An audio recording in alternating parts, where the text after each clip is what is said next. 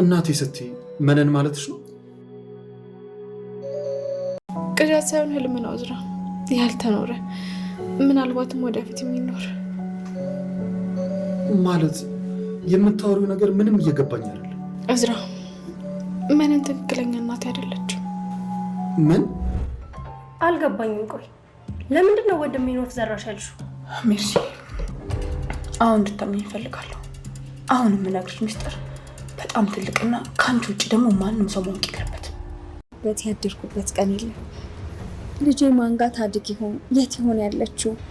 በጉዲፈቻስ ወደ ውጭ ሄዳ ይሆን እያልኩኝ ሁልጊዜ አስብ ነበር። አታስቢ እህት፣ ልጅሽ በጣም ደህና ናት። እኔ እናቷ አፈር ልምሰልላት እንጂ እሷንማ አንቀባረሬ ነው ያሳደጉልሽ። ምንም እንዳታስቢ።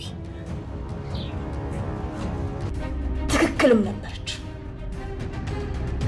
እና እዝራ አባዬ መኪና ስር ተጥሎ የተገኘ ልጅ ነው እያልሽኝ ነው? እኔ ይህንን በፍጹም አላምንም አክስቴ። ሜርሲ፣ ብታምኚኝ ነው የሚሻልሽ። እዝራ የእናትሽም የአባትሽም ልጅ እንዳልሆነ የሚያሳይ የዲኤንኤ ምርመራ እጄ ላይ አለ።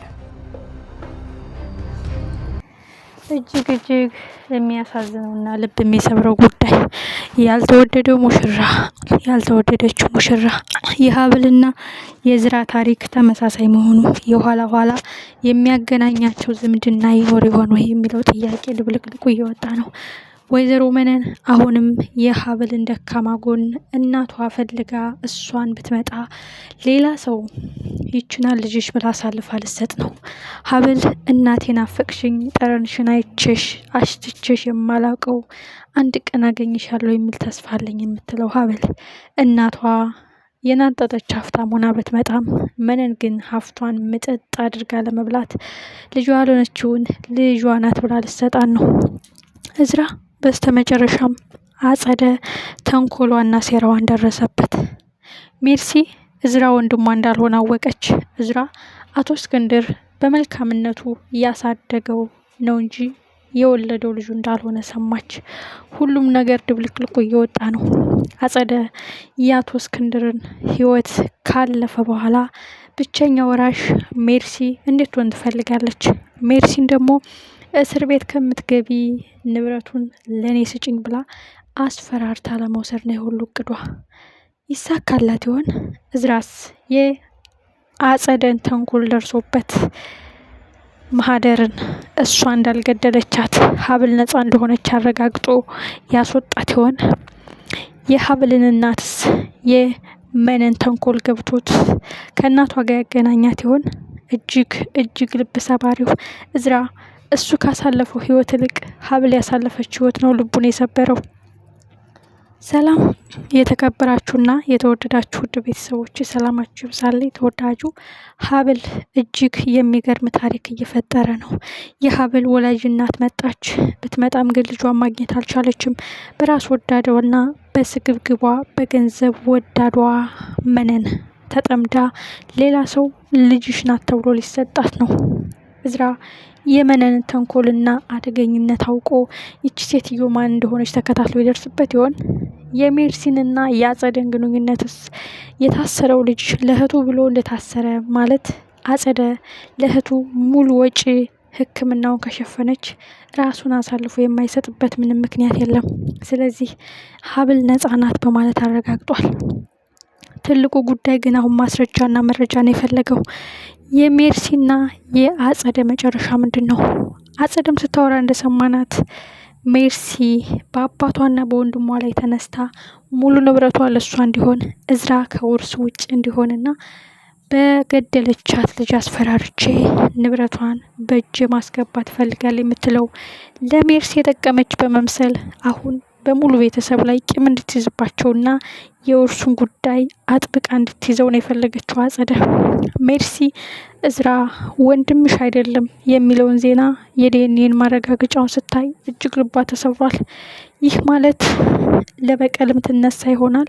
አንተ ወንድሜ አይደለህም በማለት የእዝራን ድብቅ ማንነትም ልትነግረው ትችላለች። እዝራም የዘላለም ጸጸት የእግር እሳት የሆነው ከሜርሲ ውጭ እናቴ እኔን አትወደኝም ነበረ ለምን እንደው ባላውቅም የሚለውን እንቆቅልሽ የሚፈታለት ይመስላል።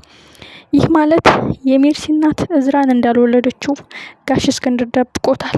አጸደ ናት ይህን ሚስጥር የምታውቀው። ለሜርሲ ለምን የነገረቻት ይመስላችኋል?